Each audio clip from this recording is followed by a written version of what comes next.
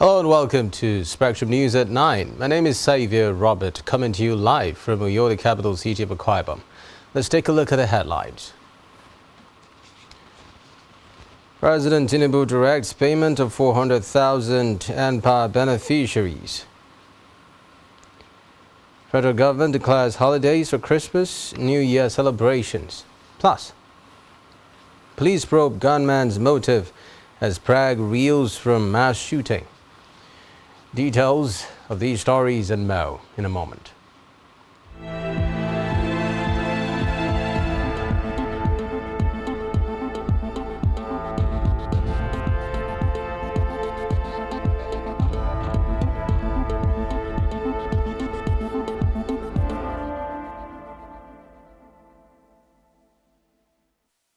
First in the news tonight, President Bola Tinubu has directed the immediate payment of the backlog of stipends owed to NPA beneficiaries across the country. Tinubu's directive followed the conclusion of a painstaking verification exercise initiated and concluded by the Federal Ministry of Humanitarian Affairs and Poverty Alleviation. The President's directive, said to have been received, has attracted jubilation from over 400,000 beneficiaries across the country.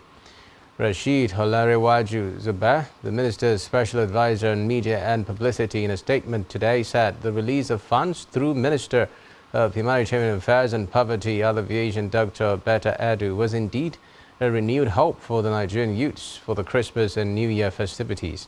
She wished the beneficiaries who have been waiting this long due to the painstaking process of the verification exercise a Merry Christmas and a prosperous New Year with their loved ones.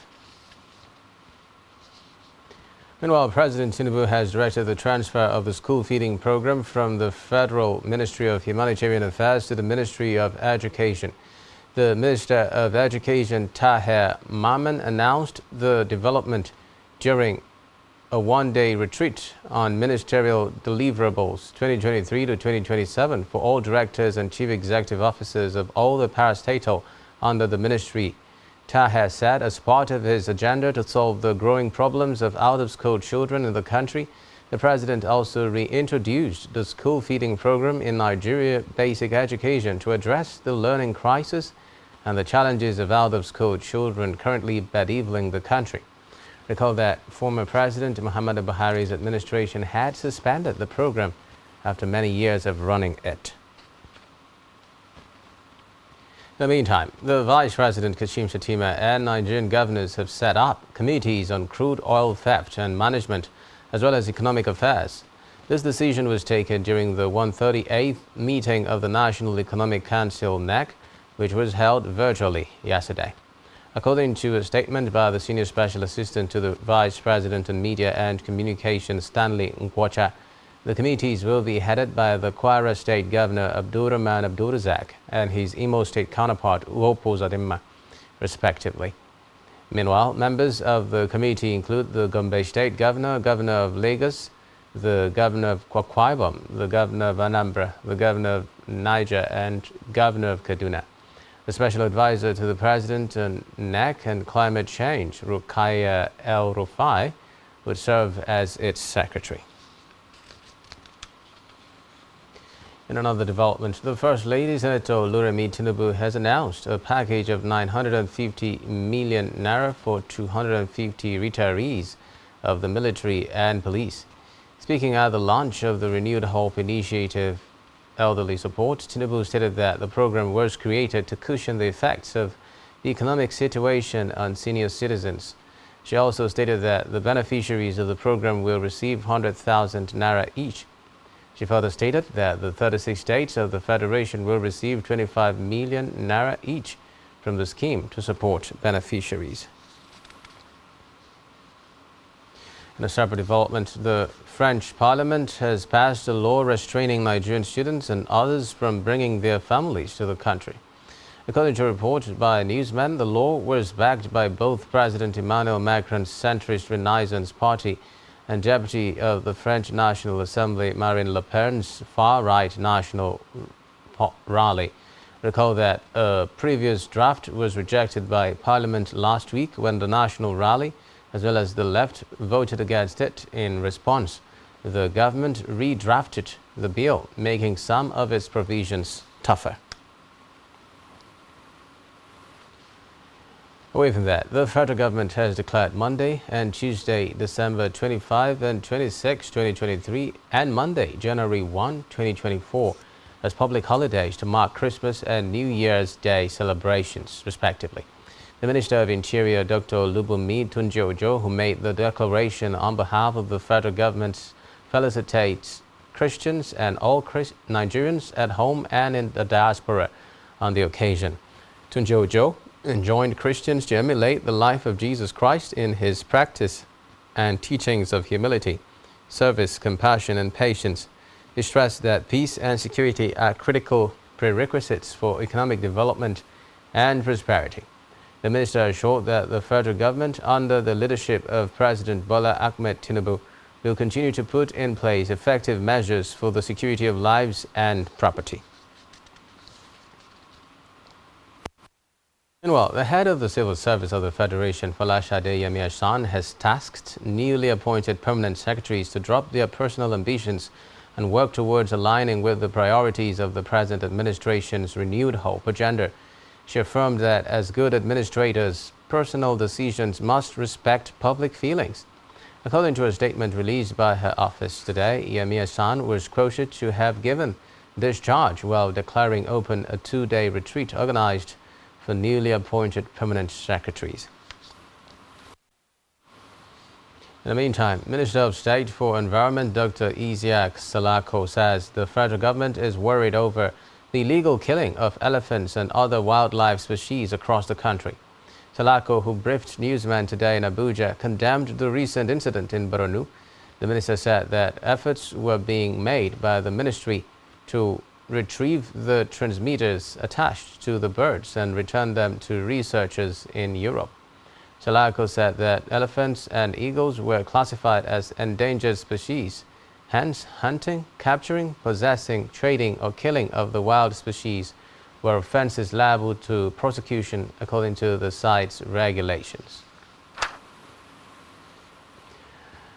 Elsewhere, the federal government has expressed commitment to returning 15 million out-of-school children back to the classroom by 2027.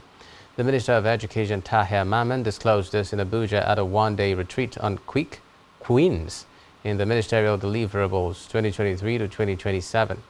Mamman explained that the learning crisis had also been a major issue, which he said was a bad product of the out-of-school menace, hence must be taken seriously. Meanwhile, he said having robust policies in place was not enough to tackle the challenges, but delivering on the policies would go a long way in addressing the problems of out-of-school children. In the meantime, a delegation of the federal government led by Senior Special Assistant to the President on School Feeding, Yetunde Adeniji, has paid a scheduled visit to Osun State following the food poisoning incident that involved 18 pupils of James Primary School in Oshobo. In a statement released by her media team, Adeniji said the visit was a fact-finding one to get abreast with updates on the purported food poisoning on December 12 under the state government's homegrown school feeding program. Meanwhile, the visit comes barely 1 week after the state government commenced a probe into the circumstances surrounding the midday meal served to the pupils under the Osun Free School feeding program. In the meantime, the federal government has announced the mechanical completion of rehabilitation work on Area 5 plant of the Port Harcourt Refining Company in Rivers State. It said the first phase of the plant had been completed as the facility would start refining 60,000 barrels of crude oil after the Christmas break. Reports say about 170 liters of refined petroleum products can be obtained from a barrel of crude oil. This implies that the 60,000 BPD production from the Port Harcourt refinery can provide an estimated 10.2 million liters of premium motor spirit, popularly called petrol, and other refined products. Off to the Green Chamber, where the House of Representatives has ordered an immediate investigation into the causes of constant conflict between the Nigerian Navy and private security outfits engaged by the NNPC Limited to protect oil installations in the Niger Delta. Adopting a motion of urgent public importance sponsored by Donald Ojogo, the House said there was the need to immediately curb the conflict if the country is to meet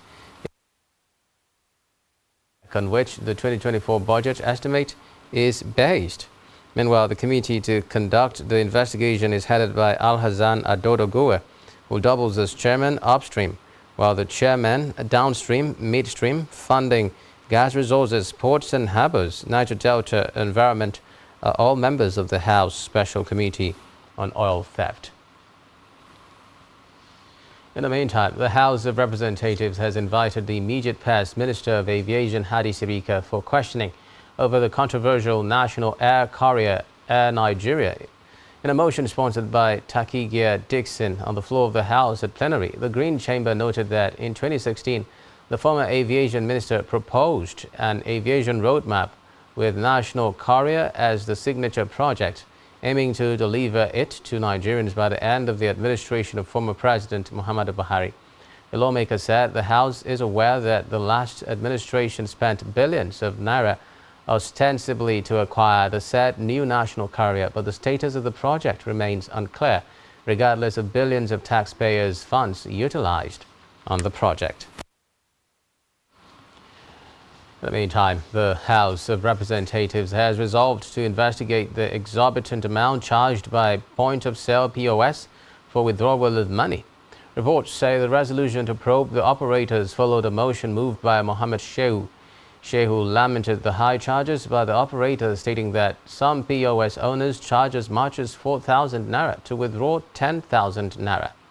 The lawmaker said POS operators are now literally selling banknotes to customers, noting that the government has the power to regulate the activities of the operators. Following the presentation, the House resolved its committees on banking regulations and digital and electronic banking should investigate. On to judicial matters, where the Supreme Court has today affirmed the election of Peter Mba as the governor of Enugu State. The Apex Court resolved all the issues in favor of the first respondent, Governor Peter Mba. Reports say the Apex Court, in a unanimous decision delivered by a 5-member panel of justices, dismissed an appeal filed by the Labour Party and its candidate, Chijioke Edoga, challenging the outcome of the governorship election held on March 18 this year.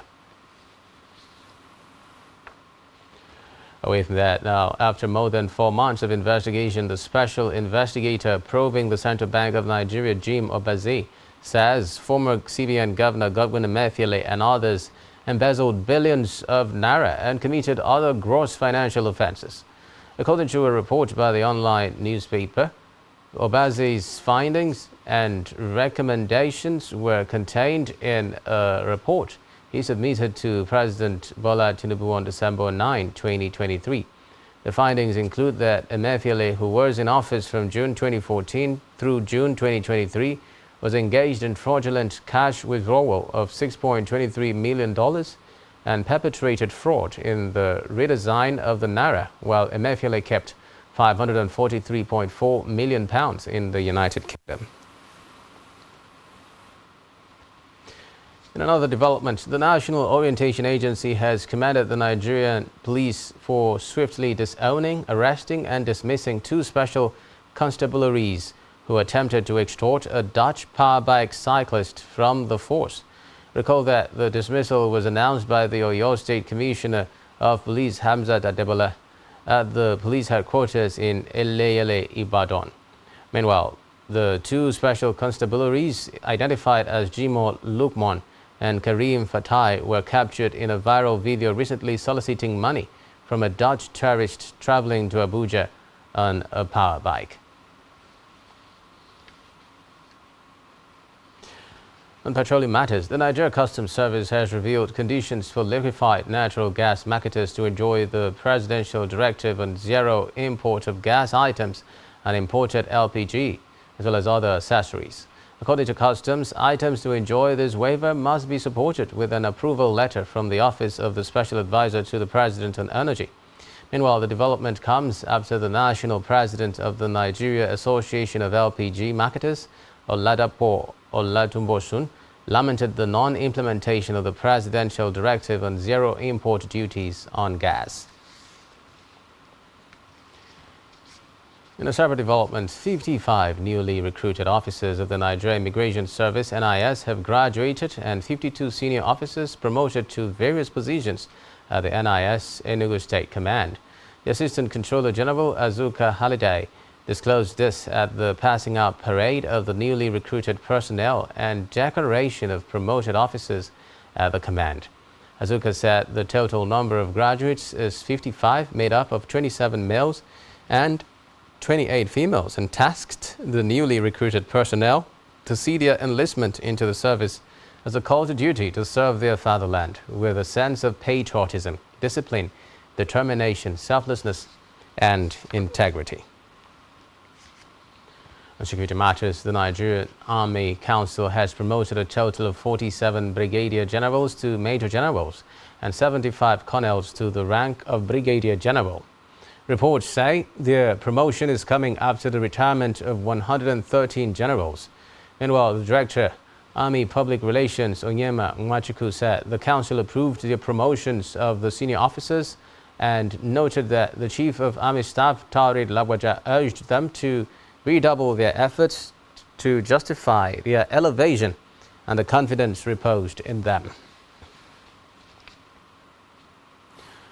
Away from that, Acting Governor of Ondo State, Lucky Aiyedatiwa, has presented a budget proposal of 384.533 billion naira for the year 2024 to the State House of Assembly. Aiyedatiwa presented a budget of economic resilience to the lawmakers in the hallowed chamber of the Assembly during a plenary seating presided over by the Speaker, Olamide Oladiji. According to the Acting Governor, 212.014 billion was budgeted for capital expenditure and 172.518 billion for recurrent expenditure, with infrastructure getting the lion's share of 95.482176 billion naira. Still to come in the news. World Bank gives Tanzania significant aid through a $1.1 billion financing package. To stay with us.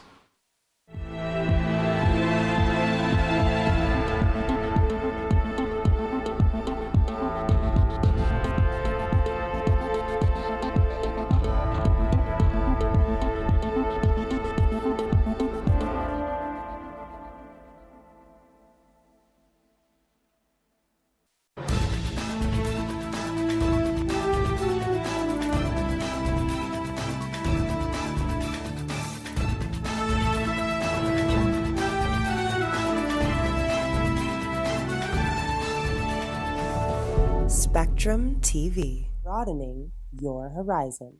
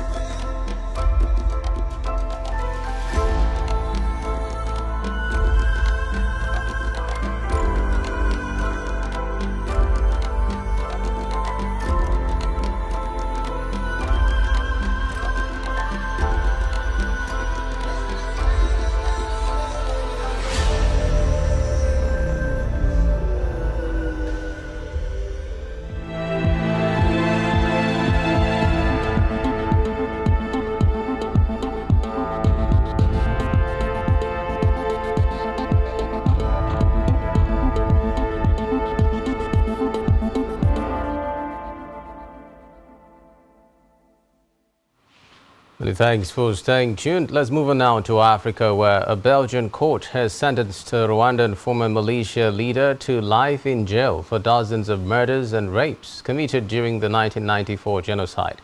Seraphine Twarewa, aged 66, was found guilty of directly participating in or overseeing the atrocities by Hutu Interahamwe militiamen in Kigali during the slaughter of Tutsis and moderate Hutus 30 years ago.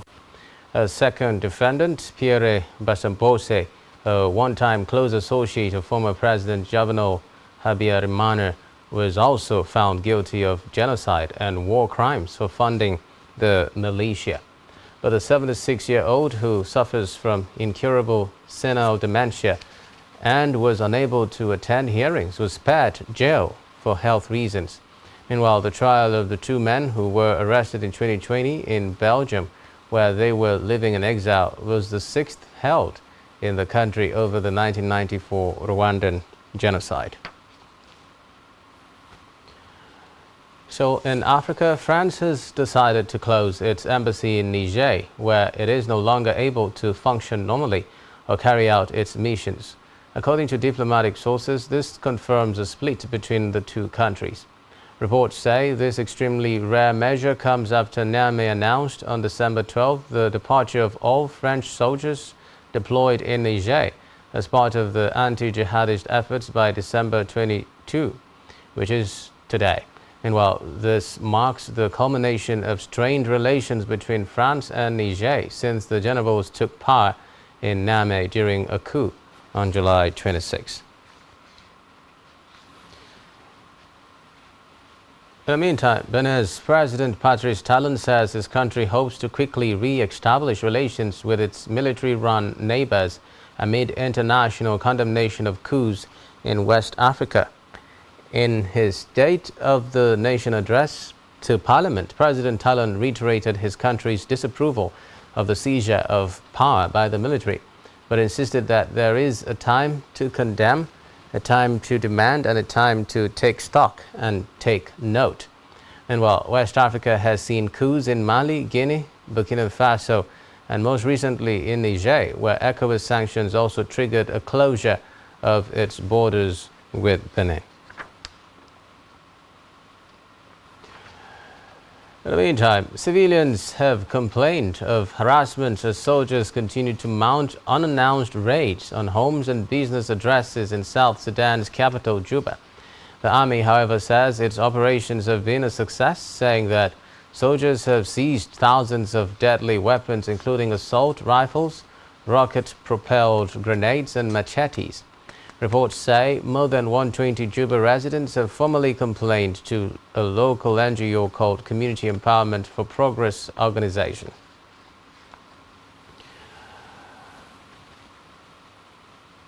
Elsewhere, an agreement has been signed with Russia by members of the Committee of Vice Chancellors of Nigerian universities and African Vice Chancellors.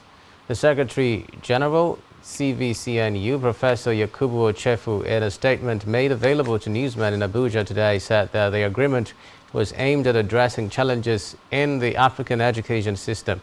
Ochefu said that the agreement was geared towards emphasizing a shift from an agrarian to an industrial economic model. So in Africa, Moscow's Foreign Minister Sergei Lavrov has said Russia is ready to supply more grain to Tunisia. Lavrov said this during a visit to the North African country grappling with shortages fueled by drought.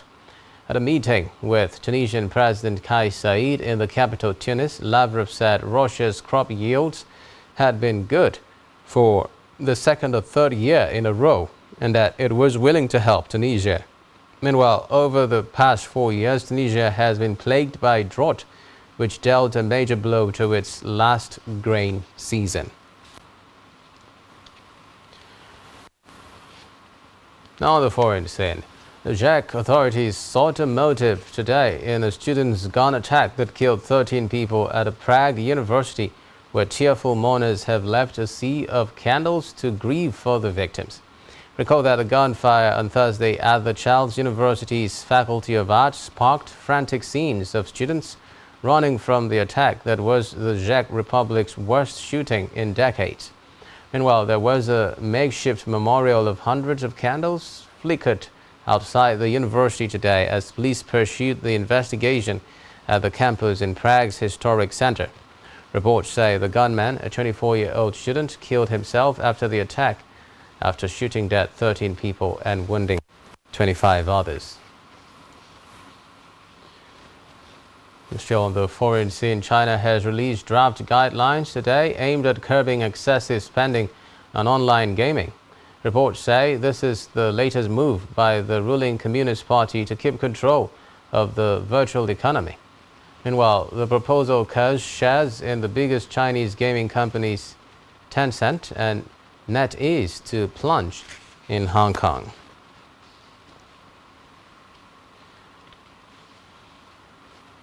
Next up, development. Britain's economy has unexpectedly shrunk in the third quarter, raising fears of a potential recession before an election due next year. The Office for National Statistics said gross domestic product contracted 0.1% between July and September, down from a prior estimate of zero growth.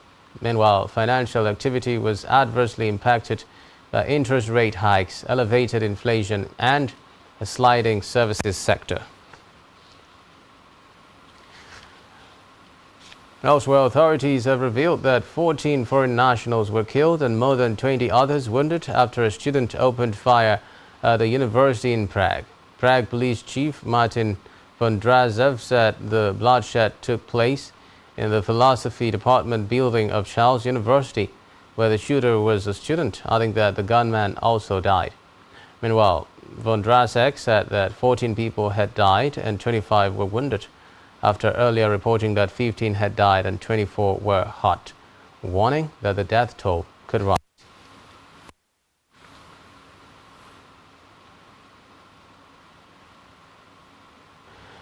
And now it's time for the latest business and stock market stories. Here is Blessing Dixon.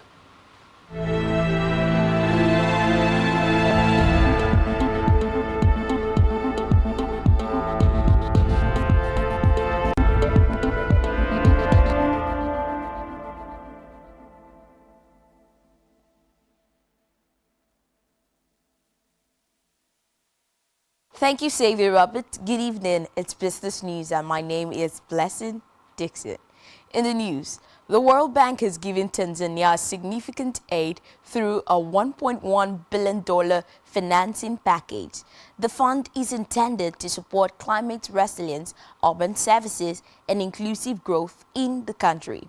According to a report from Tanzania, the fund consists of two packages. Phase 1 is a $750 million development policy financing, and Phase 2 is a $385 million Dar es Salaam Metropolitan Development Project Phase 2.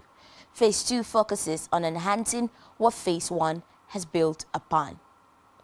In Nigeria, the Nigerian federal government has announced that it will introduce a new minimum wage for workers in 2024. The Minister of Information and National Orientation disclosed this at Thursday's end-of-year World Press Conference in Abuja. According to him, the government plans to work with organized labor on the proposed new minimum wage. He, however, did not disclose how much the new minimum wage will be. Meanwhile, the Nigerian Labour Congress, NLC, has refuted claims that it is in talk with the federal government over implementing a new minimum wage. Still in Nigeria, the National Agency for Food and Drug Administration and Control, NAFDAC, has cleared the air about the registration status of some products circulating in the public. This is according to a statement signed by the Director General, Professor Mojisola Adeyeye.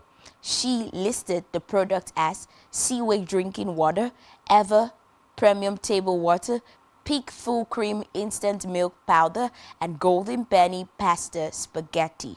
According to her, it became imperative to clear the air following the reports claiming that the agency was watching while manufacturers of these products flaunt expired licenses. She said that the Director of Food Registration and Regulatory Affairs of the agency investigated the erroneous claims and found that the registration status of all 4 products mentioned in the mischievous write-up were valid.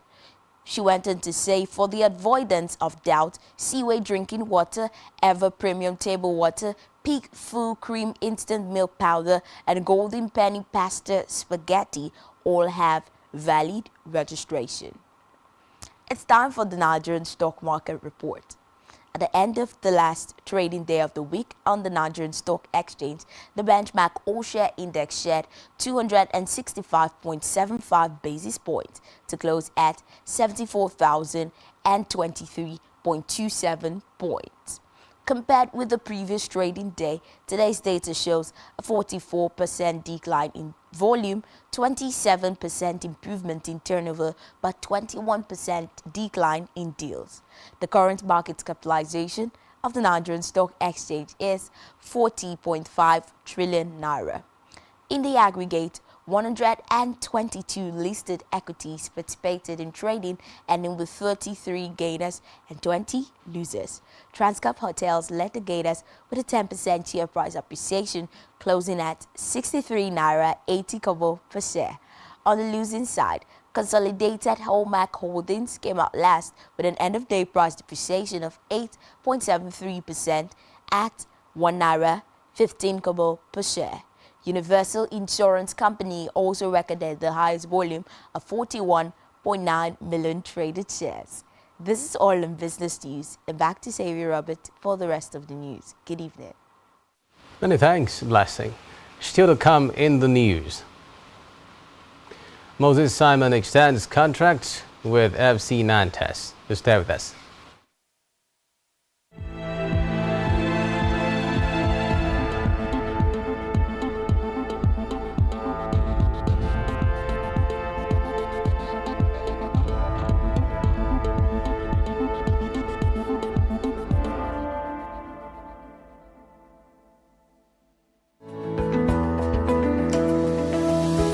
Business exists only to meet the needs of the people.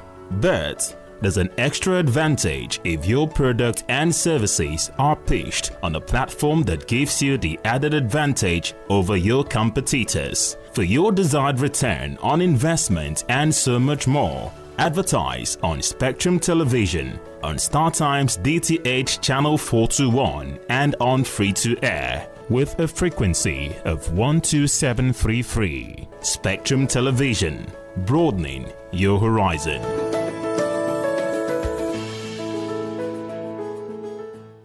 Christmas season is here again. Are you aware that making your business or products visible on a television space gives your brand a wider visibility and patronage? In the spirit of the season, Spectrum Television is offering a whopping 25% discount on all the services. Advertise your products and services while this offer lasts from 1st December 2023 to January 31st, 2024. We are a television with a passion to take your business and services on a satisfactory lane. You do not want to miss this opportunity. For more inquiries, visit our city office at number 2 Taft Plaza Close off Akaitinen Road, Uyo, Akwa Ibom State, or call the following numbers on your screen.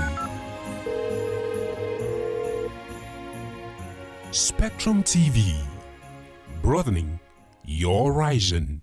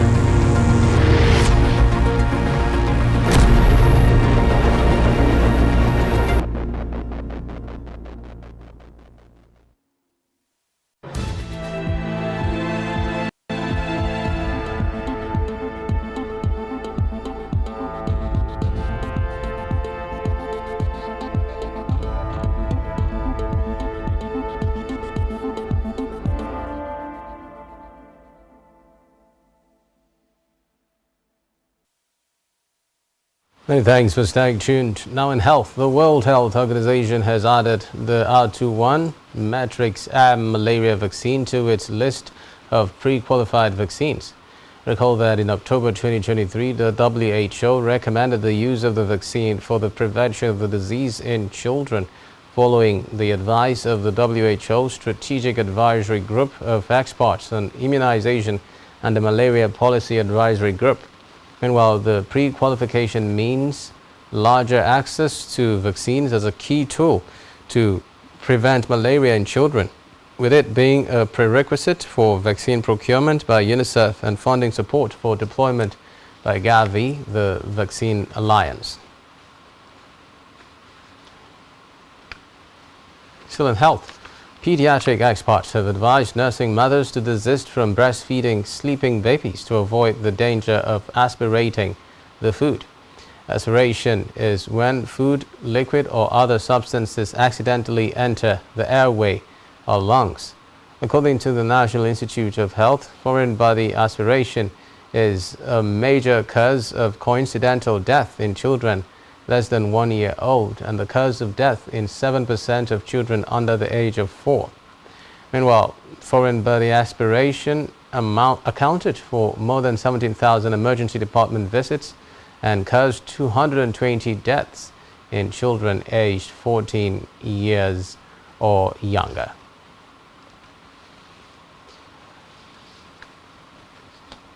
Let's head over now to Utbah David for latest sports stories.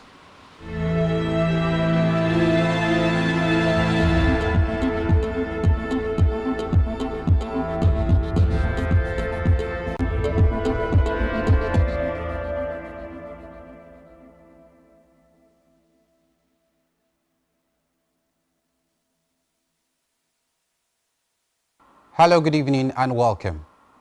In sports, after much negotiations, Nigeria's Super Eagles attacker Moses Simon has extended his contract with FC Nantes of France.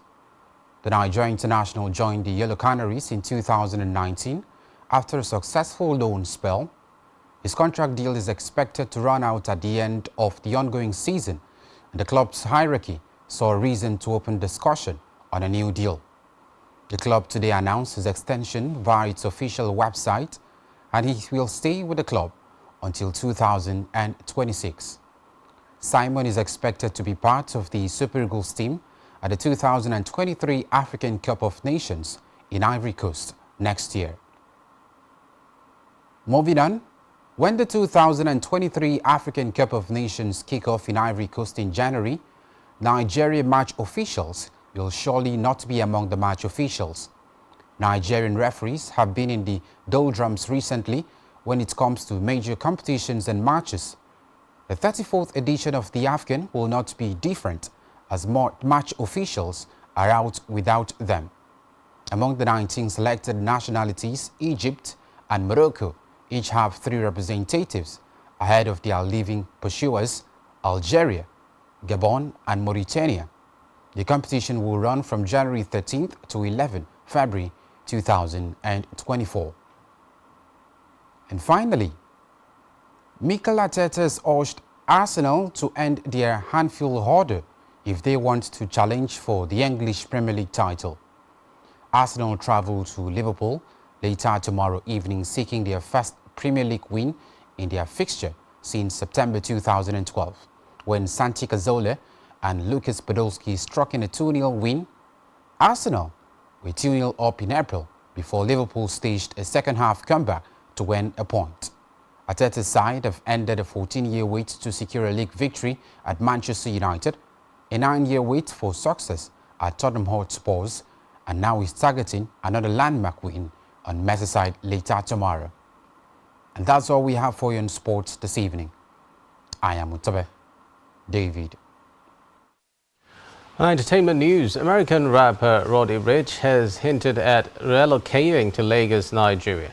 The rapper, currently on vacation in Nigeria, said he is considering buying a house in Lagos. He said he has been enjoying rich hospitality in Nigeria. Still on entertainment, sensational singer Oludipe Oluwasami David, popularly known as Spyro, recently shared his inspiring story of overcoming financial struggles. He narrated how he faced financial difficulties at the beginning of the year 2023, saying that with determination and hard work, he was able to turn his fortunes around before the end of the year. Spyro shared his story on social media to encourage others who may be facing similar challenges. And lastly, on entertainment tonight, action star Vin Diesel has been accused of sexually assaulting his assistant in an Atlanta hotel room over a decade ago. Reports say the suit is the latest claim to be lodged with courts in California, which has extended the length of time in which legal action can be taken in cases of alleged sexual crimes.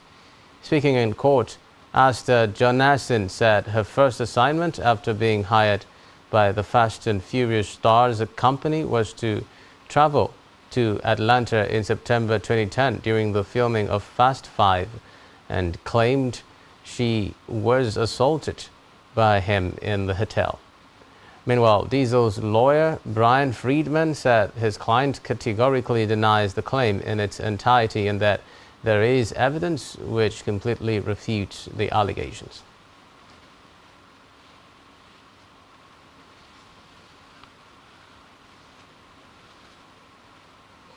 Apologies for the misplacement of our photo footage today.